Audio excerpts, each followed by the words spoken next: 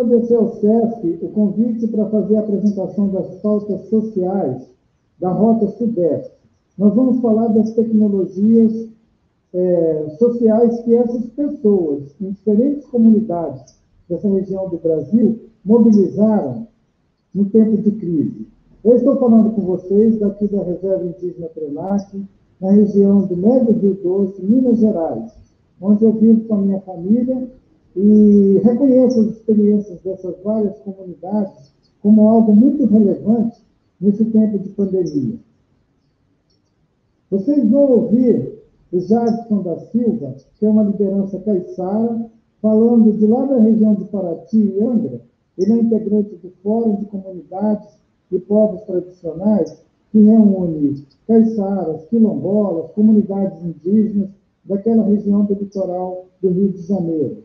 Nós vamos ter o Ricardo Fernandes, que é da Cidade de Deus, e que ativou, a partir daquele local e com as pessoas que ele tinha ao seu redor, iniciativas que deram proteção à vida das pessoas que estavam em situação de vulnerabilidade numa favela urbana imensa, né, que é a Cidade de Deus.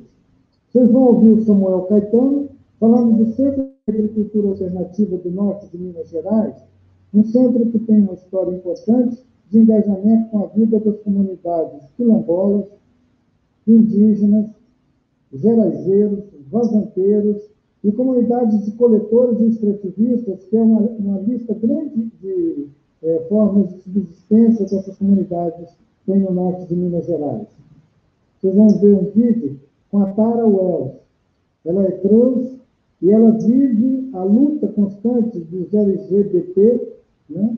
As pessoas nessa condição social que é muito discriminada e sofre violência naquela região de São Paulo, que é Sorocaba, a partir de onde ela fala dessa experiência de proteger a vida em condições adversas. Nós vamos ver os vídeos e depois eu comento com vocês. Primeiramente, queria agradecer o espaço do SESC aí, né, que está trazendo essa importante, né, pauta, né, que são as tecnologias sociais, né, nos territórios tradicionais, nas comunidades, né. Meu nome é Jadson dos Santos e eu sou liderança caiçara aqui da comunidade da Praia do Sono, né, uma comunidade caiçara tradicional de Paraty, estado do Rio de Janeiro. Também faço parte do Fórum de Comunidades Tradicionais. O Fórum é um movimento que foi, né, criado em 2007, um movimento social, né, onde une os quilombolas, os indígenas e os caiçaras da região de Ubatuba, Paraty e Angra dos Reis, né, onde a gente levanta, discute, debate, né, e enfrenta as várias pautas importantes, né, de segurança alimentar, de soberania, né, territorializada, né, e também de defesa do povo tradicional, assim como suas políticas públicas historicamente negadas para esses povos, né. Minha militância aí começa muito cedo nas associações de moradores aqui da comunidade, né, e já herdei aí uma luta de outros povos, né, de outras lideranças tão importantes, né, que defenderam esse território, né, com muita vontade, com muita garra, com muito empenho, né, e também com muito conhecimento tradicional, né, de produção da vida nesse território, mas também de enfrentamento, de luta e de visão de mundo diferenciada socialmente falando, né. O Fórum, ele é um movimento realmente que ele propõe, né, políticas diferenciadas, né, ele propõe, né, políticas acessíveis, políticas também no que se refere de base, né. Assim como nós temos a educação diferenciada, turismo de base comunitária, né? A gente tem também, né, agroecologia, que é a agricultura familiar dos povos tradicionais, né? E nesse sentido a gente tem avançado bastante no empoderamento do território, no protagonismo das comunidades, né? No que se refere a uma crítica social, mas também, né, com protagonismo dos povos mesmo, para criar política, para pensar um novo futuro, um mundo melhor, um mundo mais equilibrado, socioambientalmente, né, que não gera impacto negativo para as próximas gerações, né? Então, com isso, a gente avançou bastante desde 2007 nesse movimento social, né? A história das comunidades caiçaras elas sempre, né, produziram sua vida através da pesca artesanal, né, que tem as redes, que tem as canoas, né, onde tinha e se tem ainda todo um conhecimento tradicional sobre as marés, sobre as luas, né, sobre os petrechos e suas confecções, né, de canoas, de redes, dentro das próprias comunidades, né, com conhecimentos já ancestrais, né, muito importantes. E, inclusive, muitos conhecimentos desse passados de gerações a gerações, por mulheres, inclusive, das comunidades, né? Que realmente se empoderaram dos processos, né? Onde fazem as redes, né? Onde conhecem os peixes, as espécies, né? E também em relação à própria agricultura familiar, né? Que são as roças, as roçadas de subsistência, né? E para isso, realmente, a cultura do povo ela foi muito importante e permanece viva, né? Hoje em dia, Paraty e Angra dos Reis, né, a Ilha Grande, foram reconhecidas, né, como patrimônio da humanidade pela Unesco, né, como sítio misto, onde se reúne aí a cultura tradicional e a natureza preservada, né? Então, esse povo, né, que é um patrimônio imaterial, ele teve muita relevância aí no que se refere à preservação desse sistema, né, desse meio ambiente, né, na qual esse povo faz parte dele diretamente, porque cuida, porque ama, porque preserva, né, não só porque extrai, né, não só porque faz o extrativismo desses recursos naturais, mas porque ama essa natureza toda, né, convive com ela, faz parte dela, tem uma relação muito próxima, né. Então, esses dois patrimônios eles se unem muito, né. No fórum nós temos várias bandeiras de lutas importantes, né? E uma delas, né, é a alimentação, né? É soberania alimentar, né? Uma alimentação um pouco mais é, livre de agrotóxicos, livre de venenos, de hormônios, né? Uma alimentação saudável que a gente chama, né? E com isso nós estamos debatendo territórios muito mais equilibrados, muito mais pensados, né? E com seres pensantes sobre ele, né?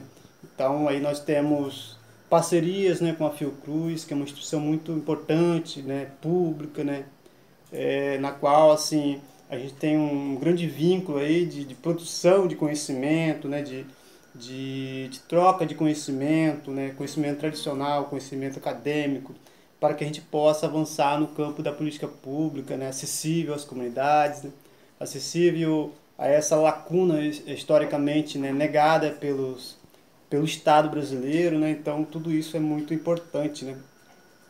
No fórum também a gente, com essa pandemia, a gente conseguiu realmente fazer várias promoções aí de soberania alimentar, né? A gente conseguiu várias cestas básicas aí para o nosso povo tradicional, quilombola, indígena e caiçaras. A gente chegou a doar aí praticamente 1.000 cestas básicas para essas comunidades, né? E muitas dessas cestas a gente conseguiu adquirir, né, os alimentos, né, da agricultura familiar, né, agricultura de pequeno porte, né, dos nossos agricultores aí resistentes também, né, que não usam veneno na comida. Então isso é muito importante para a gente enquanto movimento social, né, enquanto pesquisadores, né, comunitários, né, de movimentos sociais da região. Então a gente conseguiu também adquirir esses alimentos e fazer a distribuição, né, para a merenda escolar, para as comunidades um pouco mais vulneráveis, né, no que se refere aí à pandemia. Então isso foi muito importante, trouxe vários aspectos de segurança alimentar, né, de afirmamento no próprio território, né, de preservação da cultura de plantar, de colher, de conhecer o local, a riqueza que essa terra nos deu historicamente, né, de conhecer o próprio mar que nós temos, que nós cuidamos, que nós amamos e com ele a gente se alimenta também. Então, o fórum defende a política realmente da base, da construção da política pública aí, né, que historicamente está sendo ameaçada aí, agora muito mais, né. Então, nós estamos aí nesse movimento tão forte, tão lindo, tão importante, né, com vários outros parceiros e parceiras que realmente, né, tem uma preocupação, né, com o futuro da humanidade, com o futuro do bem viver, né, do equilíbrio, né, do equilíbrio climático. Hoje a gente tem visto aí, né, várias situações acontecendo no mundo. Isso são catástrofes que são já previstas devido a todo esse projeto de crescimento a qualquer custo, a qualquer preço, né? Então nós que somos das comunidades tradicionais, dos movimentos sociais, a gente está muito preocupado com isso. Então a gente propõe novos modelos de crescimento, novos modelos de desenvolvimento, como o turismo de base comunitária, que valoriza a cultura, que realmente preserve, né, o conhecimento ancestral, o conhecimento milenar, preserve aí o modo de ser das comunidades, né, que valorize a cultura, que realmente isso é muito importante, né, essas manifestações culturais. Isso realmente, né, traz novas formas de vida para as populações tradicionais. Então nós estamos realmente nesse debate, nessa pauta de tecnologia, de criar novas tecnologias, né, junto com o povo da base. Então são formas que a gente está desenvolvendo no território que realmente a gente tem avançado bastante, no que se refere também à educação diferenciada, né? Inclusive, uma das pautas importantes é servir as merendas desse município aqui que nós estamos com os produtos da roça, com os produtos das hortas nas comunidades. Então a gente incentivou muito aí nesse tempo de pandemia as próprias hortas das comunidades, das escolas, para que realmente isso sirva de exemplo, né, de novo olhar, né, para o futuro da humanidade, para o futuro desses jovens, né, e as comunidades têm uma riqueza cultural muito importante para o nosso povo, o Brasil, né, para defender a terra, para defender a natureza, né. Nós temos aqui do lado as comunidades indígenas que sempre lutaram por uma natureza equilibrada, né, sem qualquer tipo de devastação da natureza. Então a gente quer assegurar realmente um ambiente muito mais próximo do nosso bem viver, uma economia muito mais solidária, né, onde se leve a vida em condição de prioridade, né.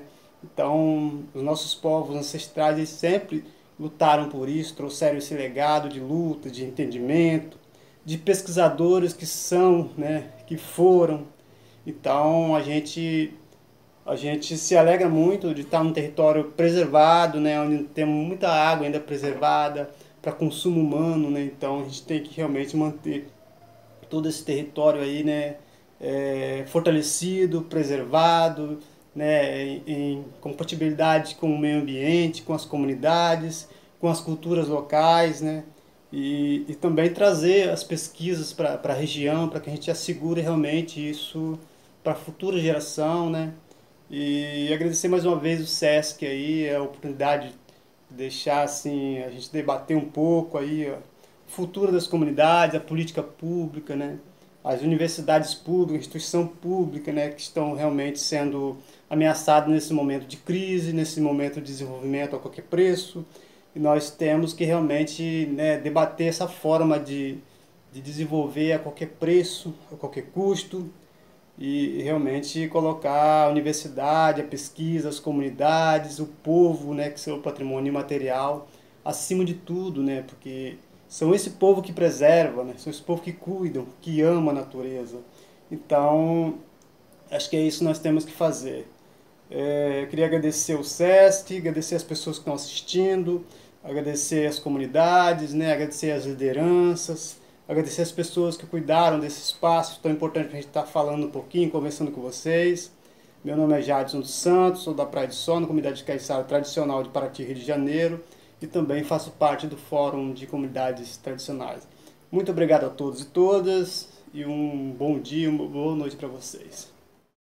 Meu nome é Ricardo Fernandes, eu tenho 31 anos, sou morador da Cidade de Deus, faço parte de muitos coletivos, de muitas frentes, de muitas iniciativas que têm trabalhos desde a arte até a educação, direitos humanos. Atualmente eu estou como o diretor e fundador do Grupo de Teatros Arteiros, que é um grupo que fica na Cidade de Deus. Também faço parte do Movimentos, que é um coletivo que debate as políticas públicas de drogas, tanto no Brasil quanto no mundo todo, a partir da ótica periférica e da ótica racial, sobre todas essas políticas proibicionistas, e também pesquisa as substâncias em si.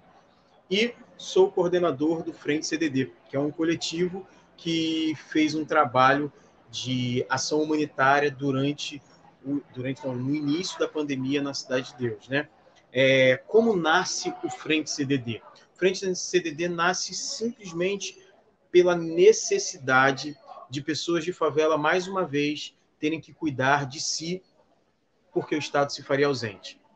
Vendo tudo que estava acontecendo na Itália, vendo tudo que estava acontecendo em vários países da Europa, que são países desenvolvidos, a gente imaginou que quando a pandemia chegasse até o Rio de Janeiro e as favelas do Rio de Janeiro, os números de mortes seriam extremamente maiores por conta de toda a logística, toda a estrutura arquitetônica desses lugares e por todo o histórico de ausência do Estado, que vai para além de governo, é o Estado em si, né? A gente tem eleições que entram e saem governo, mas o Estado em si é distante dessa parcela da população.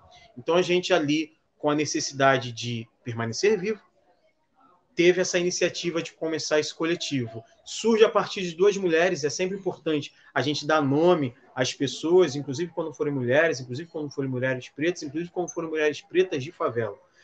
Renata Kelly e Verônica Brasil têm o desejo de juntar pessoas para que fosse feito algo, pessoas que eram tidas como lideranças, articuladores da Cidade de Deus, para que fosse feito algo por conta do que estava acontecendo no mundo em relação à pandemia.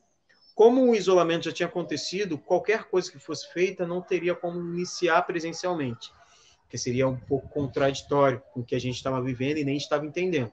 Elas chegaram até mim e falaram: Ricardo, a gente precisa juntar gente. Só você pode conseguir juntar essas pessoas. Você está ligado a todos os tipos de redes na Cidade de Deus, você está ligado a todo tipo de pessoas na Cidade de Deus, então você vai conseguir juntar. Aí eu falei: beleza, eu só preciso entender como, me dá um tempo. E aí eu falei: beleza, vamos lá.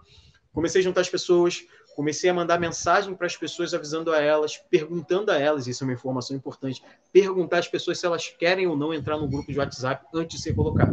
Porque ser colocado no grupo de WhatsApp em 2020, onde tem 300 mil grupos, é a coisa mais desnecessária. Então, avise antes a pessoa, isso é importante. Então, eu avisei as pessoas se elas gostariam de fazer parte de um grupo que estava sendo formado no WhatsApp, para pensar de forma coletiva uma maneira de reduzir os impactos do coronavírus. Na verdade, de tentar reduzir os impactos do coronavírus na vida do morador e da moradora da Cidade de Deus. Então as pessoas iam concordando, algumas iam imediatamente já chamando outras e tal, enfim. E aí, quando um número significativo de pessoas estavam avisadas, o grupo foi feito com algumas regras, para que não fosse um processo cansativo. E é muito importante isso que eu estou falando sobre o grupo, porque ele faz parte de todo esse processo tecnológico que a gente criou para fazer a frente CDD. A tecnologia que a gente tinha à mão era o celular, e sendo o celular, o que a gente tinha ali naquele momento era a conexão com as pessoas através do WhatsApp. Então a gente fez esse grupo, foi chamando as pessoas, colocando as pessoas lá, dando algumas regras, estimulando algumas criações, e foram surgindo as criações e as soluções para os vários problemas que estavam acontecendo. E os vários problemas que estavam acontecendo era desde as pessoas não entenderem nada do que era o coronavírus, até as pessoas começarem a dizer que estavam ficando sem emprego, sem dinheiro, enfim. E o problema naquele primeiro momento, mais sério, era a questão da higiene, que estava sendo muito cobrada, só que a gente não sabia como exercer a higiene ou como comunicar uma favela a praticar uma higiene se nem água a gente tem em muitos momentos. Se nem o bem natural mais importante da humanidade e garantido por qualquer constituição do mundo, a gente de favela tem como uma certeza. Então, como que a gente poderia dar as instruções do que deveria ser feito para evitar a proliferação se as pessoas não tinham o básico, que era lavar a mão? Imagina o álcool em gel. Então, a gente começou ali um trabalho de conseguir, para além de comunicar, também conseguir tudo que a gente estava dizendo para as pessoas que elas precisavam fazer, que eram os produtos de limpeza, se fosse limpeza pessoal, limpeza do ambiente, para que aquilo que a gente estava comunicando fosse feito. Mas aí a gente fez um trabalho com muito esforço, não só de comunicação, mas de ir até as pessoas, porque a gente teve que se ausentar do nosso isolamento por uma causa muito maior. E aí entra outras questões, que são as questões familiares, né? Porque todas as pessoas que fizeram parte do Frente CDD, elas têm família, lógico, e elas tiveram que estar na rua para fazer as ações, e logo elas tiveram que estar menos nas suas casas ou não estar mais em casa, para que não levasse para casa o que a gente estava ali tentando combater. Então, a gente foi para a rua para fazer a distribuição de doações que a gente começou a receber. É muito importante lembrar dessas doações, porque as pessoas foram muito solícitas. E isso, assim, pessoas de todo tipo de lugar que a gente possa imaginar foram solícitas. Até pessoas da própria Cidade de Deus ou de outras favelas que estavam totalmente solícitas à doação que a gente precisava naquele momento. Então, a gente foi recebendo essas doações e foi levando até os moradores, criando sempre uma dinâmica que não fosse uma dinâmica que houvesse uma aglomeração, que aí está uma dificuldade muito grande.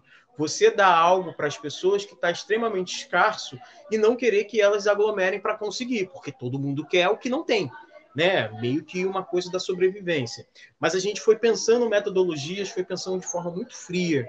É uma coisa muito complicada, porque você precisa ser bastante frio para conseguir, no meio de um caos, no meio de algo tão novo, que é uma pandemia. A gente não tinha um manual de instrução de como é que faz durante um processo de pandemia, como se age durante o processo de pandemia. Era tudo extremamente novo e as informações trocadas. Aí a gente juntou as pessoas, fez um encontro presencial com todas elas, depois de já ter resolvido algumas coisas pelo WhatsApp.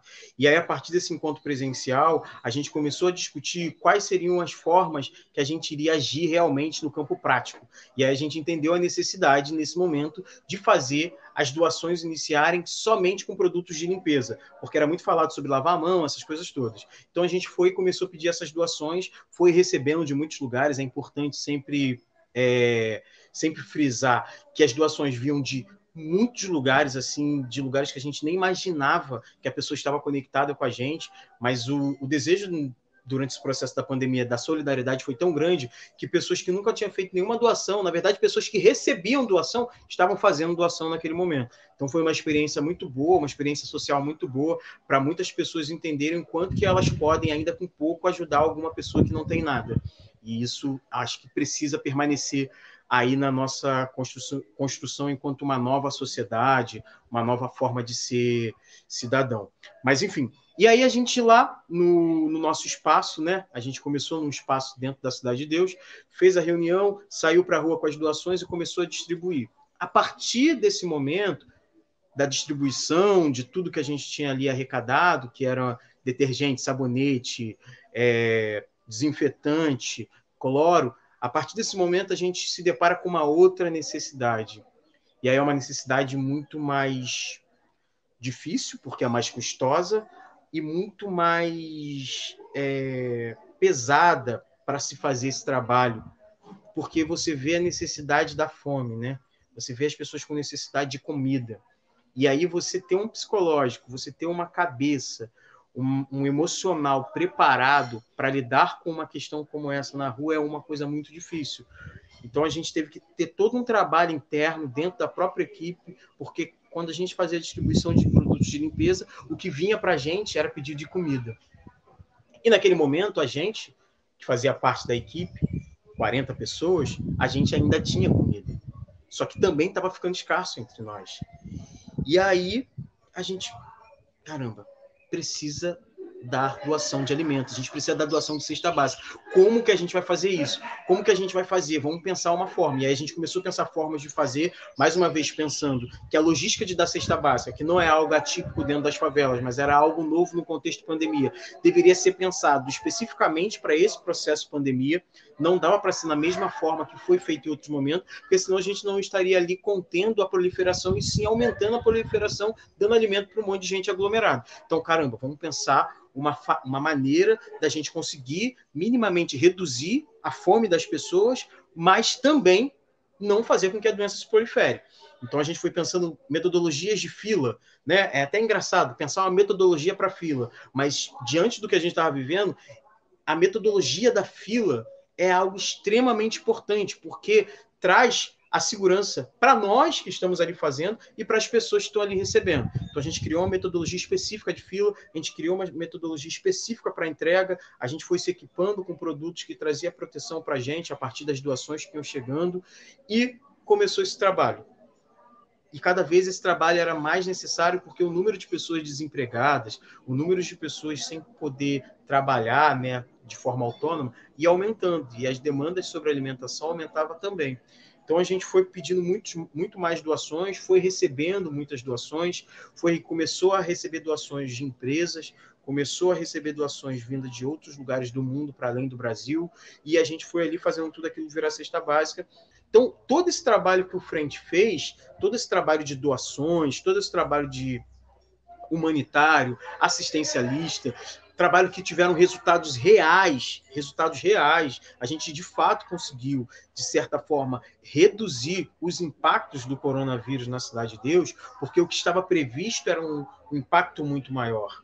Não só o Frente CDD na Cidade de Deus, mas todos os outros coletivos que fizeram trabalhos parecidos nos lugares que necessitavam ser feito esse trabalho, que foram alguns até para além de favelas. Mas especificamente agora falando de favelas, esses coletivos, essas pessoas, esses indivíduos, né, esses comuns, fizeram um trabalho que deveria estar sendo feito pelo Estado, pelo governo, pela ONU, por vários órgãos, por várias instituições que estão aí na história da humanidade há tanto tempo, e não foi feito por ninguém, não teve amparo de ninguém, sabe? Porque, na verdade, essas instituições também estavam com medo de pegar o coronavírus. Só que a gente também estava. Só que a gente se ausentou do medo de pegar o coronavírus para estar na rua se protegendo, mas, de certa forma, você se ausenta um pouco desse medo porque você tem um ideal maior, que é fazer com que aquilo não atinja um número maior de pessoas. A gente sabe que a gente estava ali sujeito a morrer. É essa a realidade. É triste, mas a gente estava ali sujeito a morrer. Só que o mais triste disso é que, diante de uma pandemia, a gente estava sujeito a morrer por conta de um vírus novo, só que existia um outro vírus que é sujeito a nos matar diariamente, que é o vírus que vem através de um caveirão, é um vírus que vem através de uma bala, é um vírus que vem constantemente afrontar as nossas vidas, na verdade nem afrontar, tirá-las, com a justificativa de guerra às drogas ou de tentativa de ter paz através de uma bala de fuzil. Então a gente precisa repensar o Brasil, repensar o mundo a partir de tudo isso que aconteceu, entendendo todos esses públicos que hoje são tidos como minoria, mesmo não sendo, como públicos extremamente prioritários no processo de desenvolvimento e de redução da desigualdade. Ficou gritante a desigualdade social no Brasil. Mas graças a muitas pessoas que doaram, isso reduziu. Mas ficou muito gritante o quanto que existem diferenças. E aí, o Frente CDD ele tem continuado fazendo um trabalho agora de forma muito mais leve, muito menos intensa, porque a vida basicamente normalizou nos territórios populares, nas periferias, mas o Frente CDD ele tem um desejo de permanecer, então está sendo pensado toda uma institucionalização para que o Frente CDD continue para além do coronavírus, porque muitas pessoas que fizeram parte desse trabalho tiveram a experiência de trabalhar dentro de uma estrutura onde as pessoas tinham uma ajuda de custo. Chegou a um ponto que a gente conseguiu, dentro de uma logística, destinar ajuda de custo para os voluntários. E aí eles passam do lugar de voluntários para participantes daquele processo. E aí as pessoas estavam ali recebendo ajuda de custo porque elas não estavam trabalhando também, sabe? Isso foi importante para elas. Então a gente estava ali recebendo uma ajuda de custo em um momento, foram 2 meses, mas foi importante para que os trabalhos não parassem, já que a pandemia também não parava. As metodologias que foram usadas pelo Frente CDD são metodologias que foram construídas coletivamente a partir de vivências diversas dos integrantes, de pessoas de fora, de pessoas de outras favelas, de outros lugares do Brasil. E caso você, em algum lugar do Brasil, deseja construir algum coletivo para combater ou para reduzir algum tipo de pandemia social que vai para além dessa do coronavírus e quiser trocar figurinha, quiser trocar ideias, informações, entre em contato com a gente do Frente CDD, no @FrenteCDD lá no Instagram, a gente conversa, a gente se ajuda, sabe? É muito importante que essas ligações e interligações aconteçam. E quero agradecer muito ao Sesc por esse convite de estar aqui falando, estar aqui dividindo um pouco do que foi o Frente CDD, né? Toda essa vivência que a gente teve nesse processo de mais ou menos 7 a 8 meses. Quero agradecer a todas as pessoas que estão aí colocando essa live para acontecer, colocando tudo isso aqui para estar de pé, e dizer também que você que está aí assistindo e de alguma forma participou, ajudando algum coletivo, você é parte disso tudo também, se sinta pertencente, desde uma compartilhação na internet até uma doação financeira, você também é parte disso, porque para combater algo que era invisível, a gente não sabia como combater, ninguém sabia como, não significa que só quem estava ali entregando algo na mão de quem precisava é participante disso, você também é, de onde você estava, e mais ainda se você esteve em algum lugar respeitando bastante o seu isolamento, tá bom? É isso, Muito obrigado a todos e todas que chegaram até aqui nessa parte final para ouvir um pouco sobre o Frente CDD. Tamo junto. Olá, todas e todos. Meu nome é Samuel. Atualmente eu faço parte da equipe técnica do Centro de Agricultura Alternativa do Norte de Minas. É uma organização que tem 35 anos e atua no Norte de Minas, mas se articula com o Brasil e com o mundo. E o trabalho é pautado na agroecologia e no acompanhamento aos povos e comunidades tradicionais. Nessa instituição, dentre as várias funções, eu acompanho uma articulação que é a Articulação Rosalino, e ela é composta por 7 povos, né? Esses povos são apanhadores de flores sempre vivas, geraizeiros, catingueiros, vazanteiros, quilombolas, indígenas, catingueiros, que são populações que secularmente habitam esses ambientes, né? Esses biomas do norte de Minas, e tem uma relação muito harmoniosa com essa região, e que, com o passar do tempo, foram perdendo seus territórios, suas práticas, por motivos diversos, e a gente atua apoiando essas comunidades nos seus fazeres, nos seus ofícios, e na busca, né, pelo reconhecimento dos seus direitos. E a ideia aqui hoje é a gente bater um papo, né, sobre o modo de vida dessas comunidades, um projeto chamado Pautas Sociais, que eu acho que é uma iniciativa muito bacana, e a gente vai falar um pouco sobre tecnologias sociais, em um momento que eu acho que a tecnologia se fez ainda mais necessária, né? Porque ela está encurtando distâncias e muitos outros fatores de limitação que nos foi colocado devido a esse período da pandemia. Só que eu acho que o bate-papo ele é tão legal porque o que é tecnologia, né? Eu acho que é bacana a gente fazer essa pergunta tem várias formas de tecnologia, né? O que são essas tecnologias sociais? E aí eu acho que tem muito a ver com o trabalho do CAA, do Centro de Agricultura Alternativa, e o modo de vida desses povos e comunidades tradicionais, que talvez vai na contramão do fluxo, né, de vida que a gente leva hoje em dia, principalmente os grandes centros. E eu acho que isso é uma relação importante, isso é uma estratégia, isso é uma tecnologia, porque você consegue barrar um pouco essa lógica de valores que são impostas e que não considera muitos outros valores, né? A relação com a natureza, a relação com a água, a relação com a terra. E essas comunidades, esses povos e comunidades tradicionais têm isso muito forte. E às vezes passa despercebido. E uma coisa que ficou muito clara para a gente nesse período da pandemia foi que essas comunidades elas têm as chaves e os modos de vida, talvez para continuar sobrevivendo em situações adversas, como essa que nos foi imposta pela pandemia do Covid-19. E então, na nossa atuação, quando chegou essa questão de ter que adotar o isolamento social, de ter que se reinventar, a gente ficou meio desesperado, meio perdido, e quando a gente foi atualizando os nossos trabalhos, a gente foi percebendo que essas comunidades, eles têm uma relação própria, né? Que talvez não esteja na onda da tecnologia, como o mundo todo está, mas eles também têm relações ali que se baseiam muito nessa questão da solidariedade. E aí o CA ele foi obrigado a sair da sua lógica de atuação e desenvolver um plano, né? Um plano emergencial para enfrentamento à Covid-19.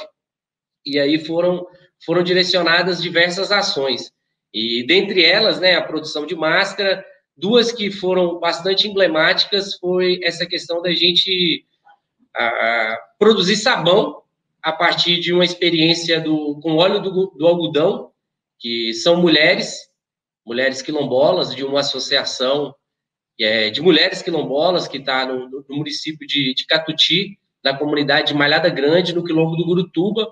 Elas trabalham com algodão através de um projeto que o CA executa com eles, e tirou esse óleo do algodão e a oportunidade de produzir sabão.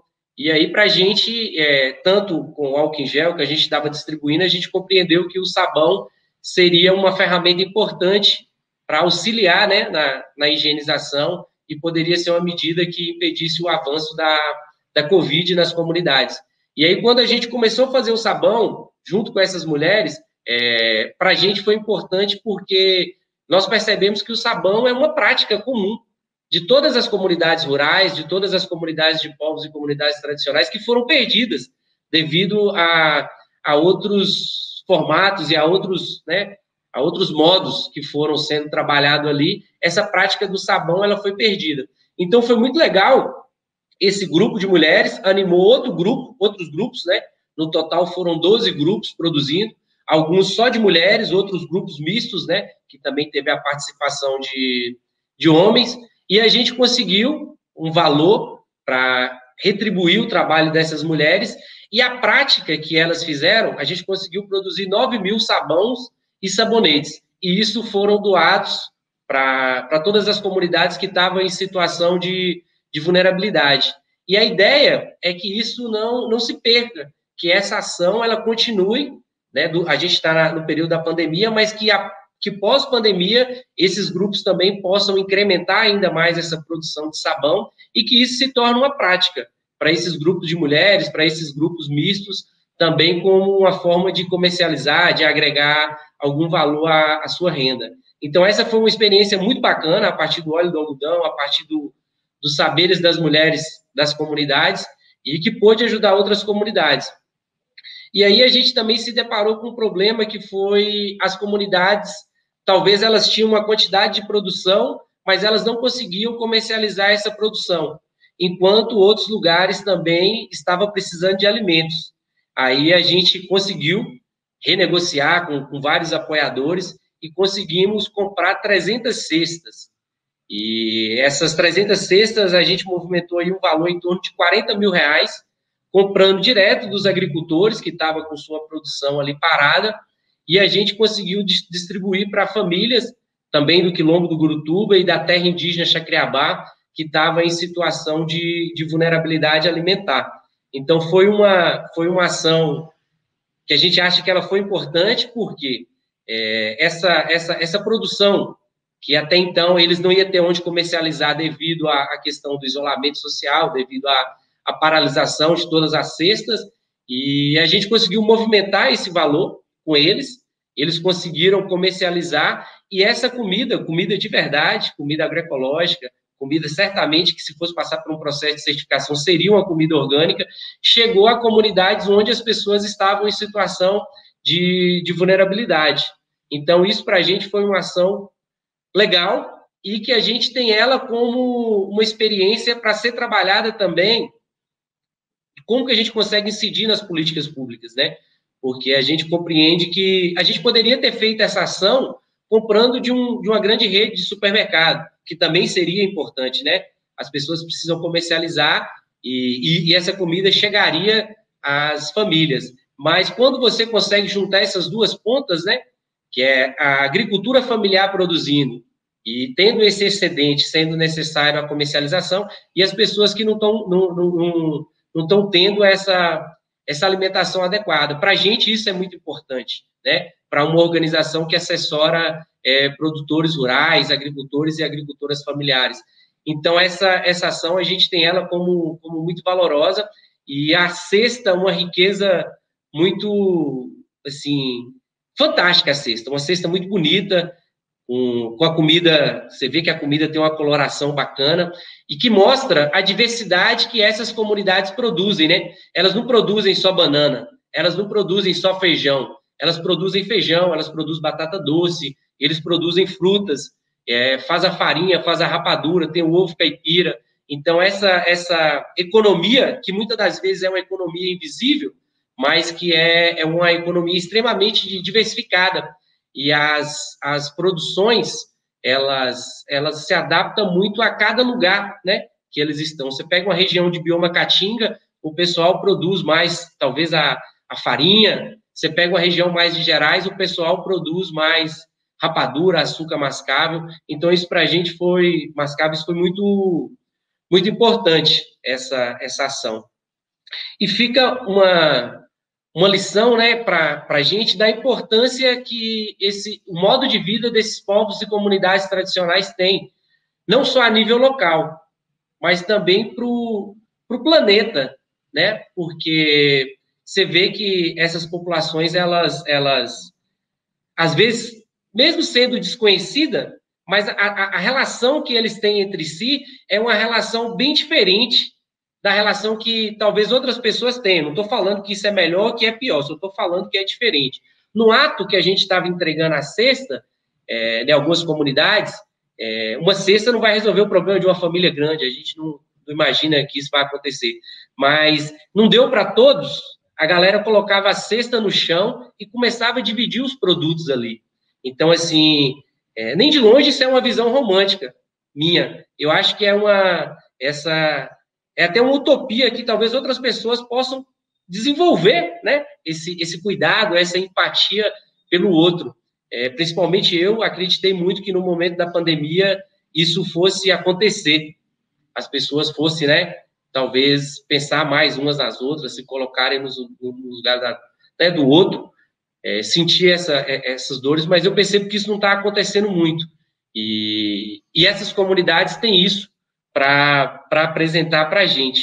Então, foi uma ação. Esse plano emergencial que a gente desenvolveu, ele teve um valor de R$340 mil, com recursos próprios do CA, que a gente teve que renegociar. Então, todo esse recurso ele foi destinado para as comunidades, de alguma forma, e teve esse trabalho que eu já citei, né, das cestas, o trabalho com algodão, a produção de máscaras. E uma outra ação também que a gente acha ela muito importante a gente está implantando agora 12 campos para produção de alimentos de ciclo curto.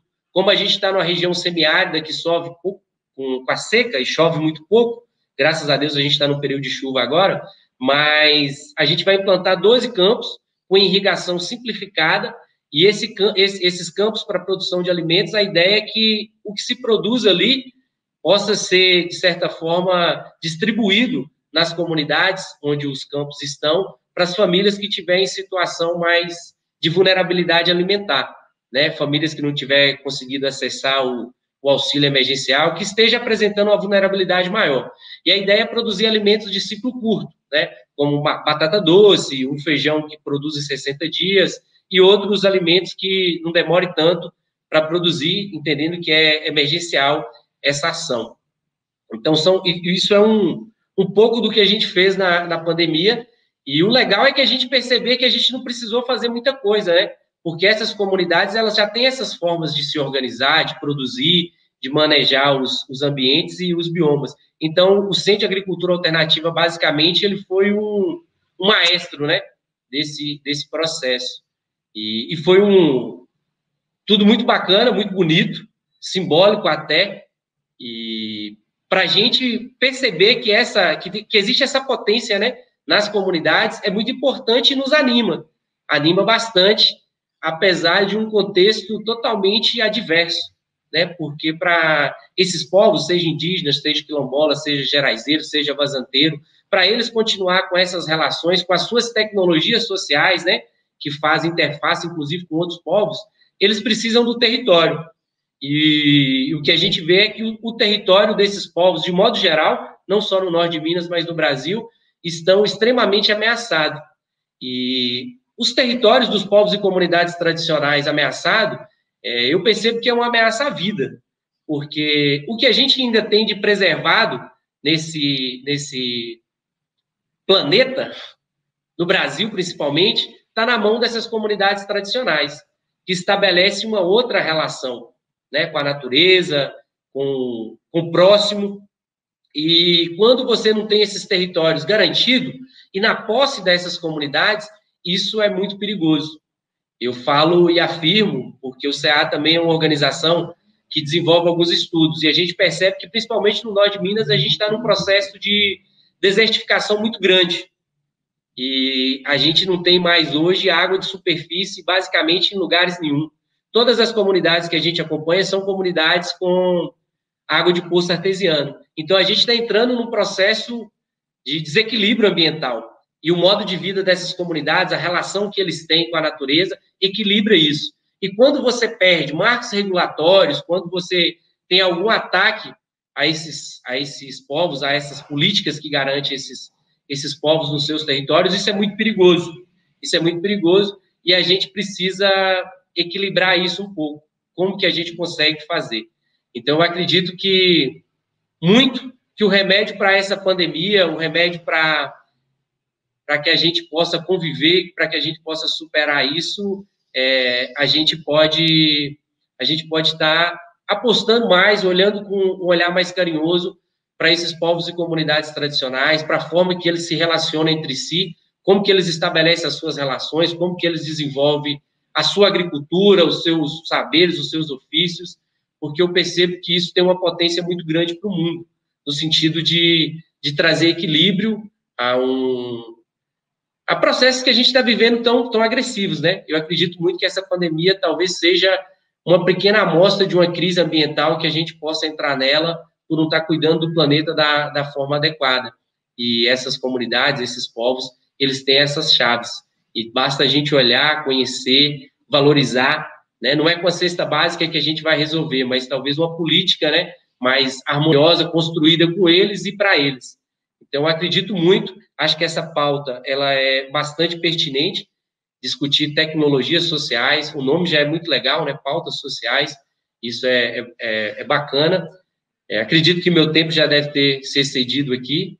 Foi um prazer estar falando com vocês, com todas e todos. Eu agradeço ao SESC, agradeço ao convite. Para o Centro de Agricultura Alternativa é muito importante a gente estar ocupando esses espaços, estabelecendo esses diálogos. Eu deixo aqui o meu abraço e acredito que dias melhores estão por vir, apesar de horizontes tão nebulosos frente aos nossos olhos. E, sem dúvida, o modo de vida dos povos e comunidades tradicionais tem as chaves para a gente continuar existindo nesse planeta. Um abraço. Olá, boa tarde a todos, boa tarde a todas. Bom, eu sou a Tara Wells, né, para quem não me conhece, sou aqui de Sorocaba e é um prazer eu estar participando aqui do Pautas Sociais. Estou como presidente da Associação de Transgêneros de Sorocaba, sou uma pessoa trans, sou uma pessoa transfeminista, sou uma sobrevivente neste mundo que mais mata pessoas trans no mundo.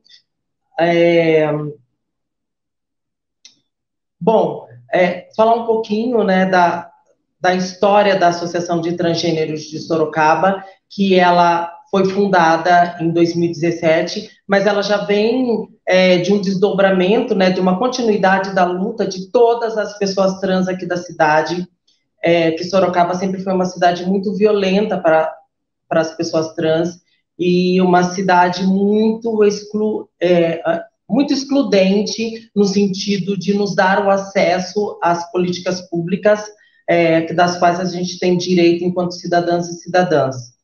E a Associação de Transgêneros de Sorocaba, ela veio também de uma necessidade do movimento das pessoas trans, e de um desejo de uma associação que pensasse um pouco mais dentro das nossas especificidades e que a gente não se sentisse só mais um puxadinho dentro da sigla LGBT.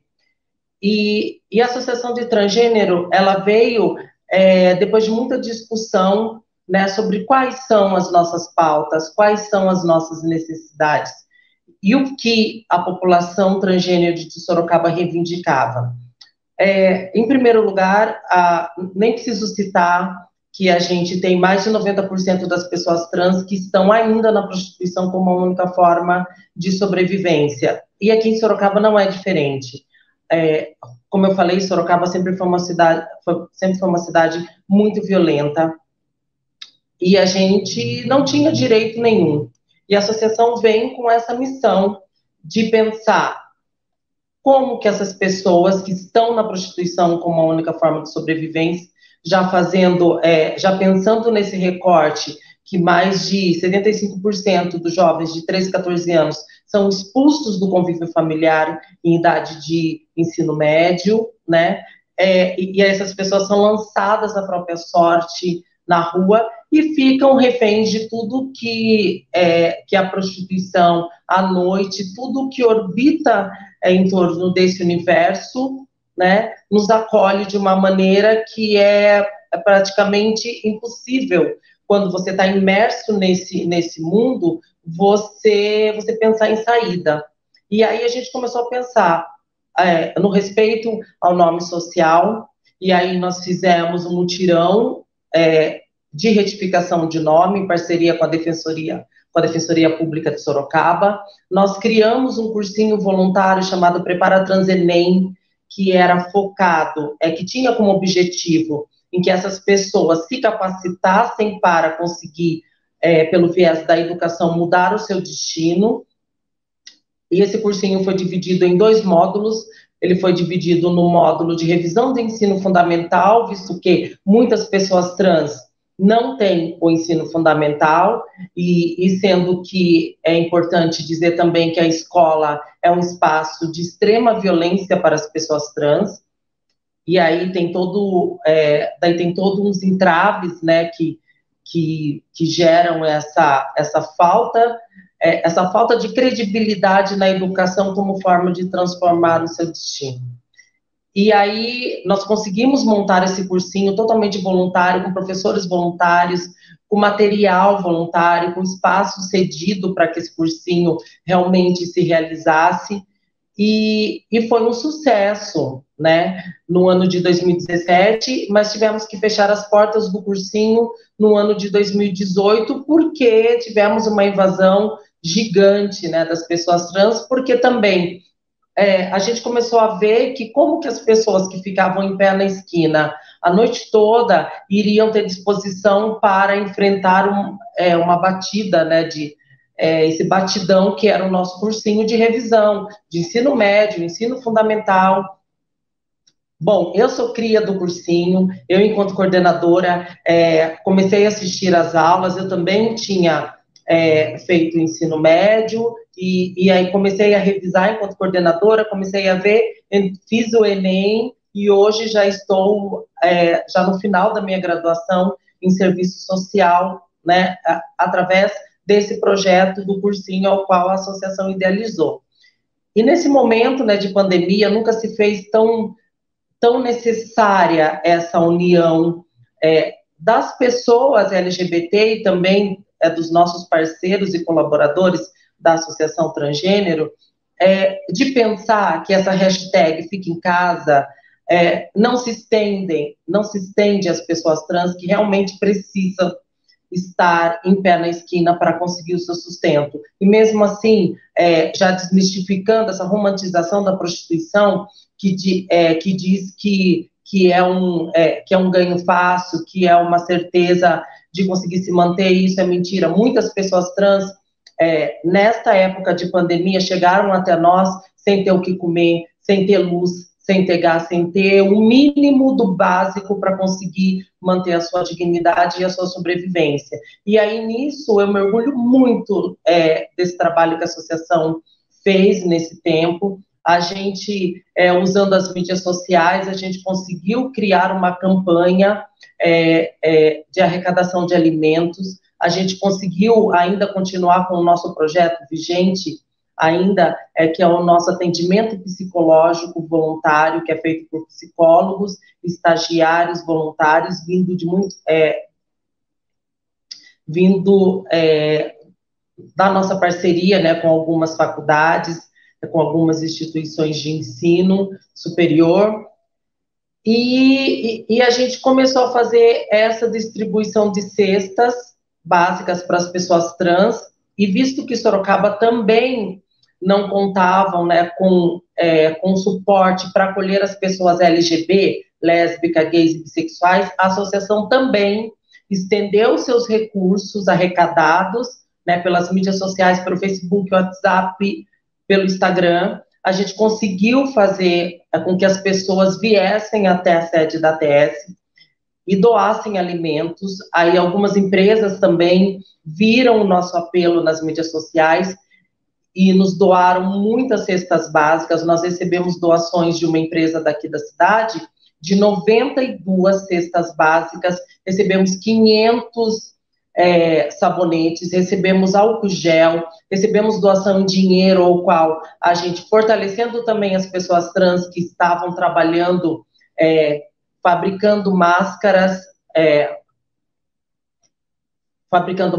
de tecido, a gente conseguiu comprar as máscaras dessas pessoas com esse dinheiro doado, fortalecendo também essas pessoas nessa época de pandemia, que muitas pessoas, não só as LGBTs, mas todo mundo teve que se reinventar, né? Então, isso foi muito importante para a associação, e a gente ainda, nessa época, tem feito muito isso. E também, assim, diversos encaminhamentos que a associação também fez, tanto para os serviços de assistência, né, para o CRAS, para o CREAS. Muitas pessoas também foram expulsas de casa nesta época, pessoas trans que moravam com a família também foram expulsas do convívio familiar, e aí a associação fez também muitos encaminhamentos para esses lugares, fazendo essa junção, sendo o fio condutor entre as pessoas trans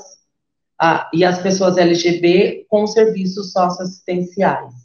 Bom, gente, chegamos ao final aqui da minha fala, e sou muito grata pelo convite de estar participando com vocês aqui desse projeto Cotas Sociais, e é um prazer imenso poder dividir com vocês um pouquinho da realidade das pessoas trans aqui da cidade de Sorocaba, e de toda essa preocupação que a Associação de Transgêneros tem tido e enfrentado para conseguir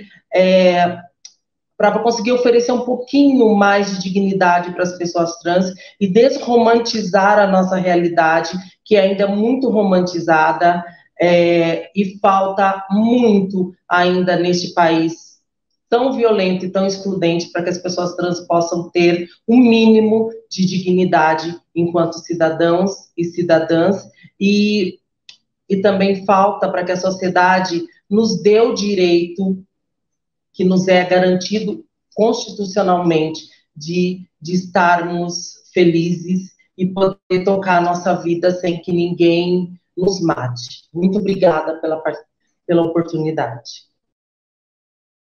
Nós temos 4 vídeos que mostram experiências de pessoas da região sudeste do nosso país que, no contexto de suas comunidades, foram capazes de mobilizar o conhecimento, mobilizar isso que nós estamos chamando aqui de tecnologias sociais. O que são, afinal de contas, essas tecnologias sociais?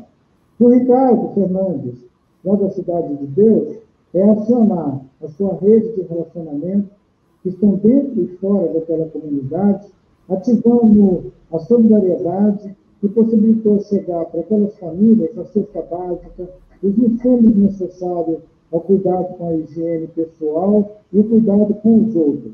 Ele conseguiu fazer uma experiência muito boa num contexto urbano que corresponde também a outras experiências criativas feitas em contexto rural, como os nossos colegas que estão na região de Paraty e Angra, comunidades tradicionais, indígenas, caiçaras, representados aqui pelo Jadson dos Santos, que fala dessa experiência inspirada, né, na cultura caiçara, mas que leva em conta a existência de outras comunidades quilombolas, indígenas, que têm o mesmo, digamos, horizonte em relação aos seus territórios, de proteger a vida da Mata Atlântica, continuar criando condições de subsistência para essas famílias, mesmo diante da falta de perspectiva que esse período da pandemia representa para essas comunidades.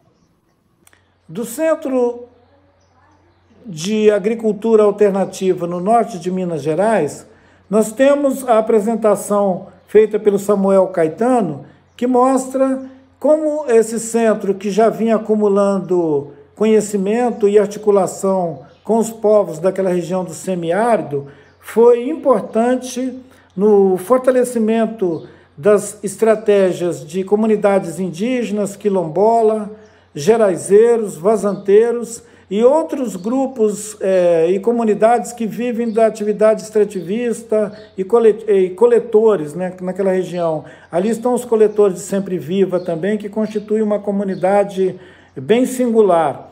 Essas pessoas todas, eles sabem coisas que só são ativadas em tempo de, digamos, de emergência, né? E ele fala uma coisa importante, que no momento em que todo mundo estava preocupado com a higiene e aquelas comunidades isoladas não tinham como comprar sabão, eles recuperaram uma prática que é um conhecimento que eles tinham. Aí nós podemos dar uma indicação do que são essas tecnologias sociais. Eles recuperaram uma prática de fazer o sabão a partir de matéria-prima que eles têm localmente. Eles precisavam cuidar da sua higiene e eles podiam produzir o sabão ali. Esse sabão, o óleo de girassol e as outras experiências que eles puderam ativar, mostraram a capacidade de reativar também ciclos de economia local, né, fortalecendo a estratégia de subsistência dessas comunidades, mas também reativando a sua capacidade local de fazer a gestão do seu território e de continuar produzindo vida. Essa experiência do Centro de Agricultura Alternativa no norte de Minas, ela é fundamental e ela ocorre no campo de uma articulação que homenageia o Rosalino Chacriabá, uma liderança do povo Chacriabá que historicamente lutou pela autonomia dessas comunidades tradicionais. E eu gostei muito também de conhecer a experiência de uma pessoa trans, que é a Tara Wells. Ela está em Sorocaba, na região de São Paulo, onde, historicamente, essas pessoas LGBT sofrem muito constrangimento e muita censura da sua forma de estar socialmente inserido naquelas comunidades. E a Tara, ela mostrou a capacidade dessas pessoas trans em chamar a visibilidade que, em tempos normais, eles estariam abandonados, mas que, numa situação de crise, ela conseguiu projetar para a questão social local, a partir dessa associação de pessoas transgênero que ela integra, promovendo o cuidado de si e o cuidado das outras pessoas que estão ao seu redor.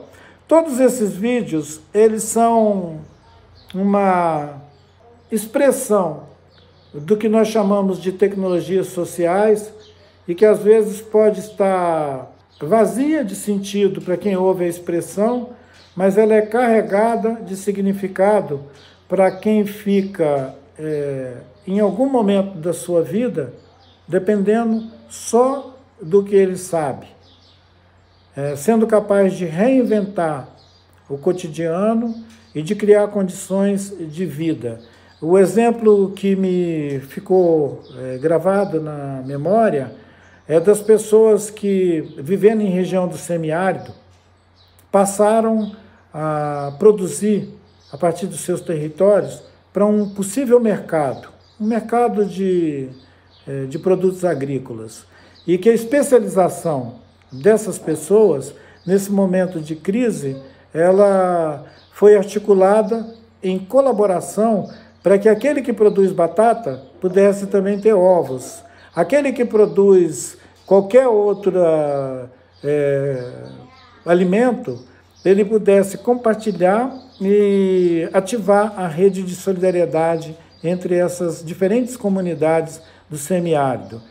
Além de antecipar uma informação importante num país e num planeta onde nós vivemos uma erosão da qualidade ambiental da vida, de que aquelas comunidades que vivem no semiárido, elas antecipam experiências ecológicas que vão poder nos servir em qualquer lugar do mundo, num futuro que se apresenta cada vez mais com dificuldades ambientais, com dificuldades climáticas, e que a produção de alimento e a produção de cuidado, elas andam juntas. É isso que essas comunidades têm nos apresentado nessas 4 experiências registradas aqui na Rota Sudeste das Pautas Sociais.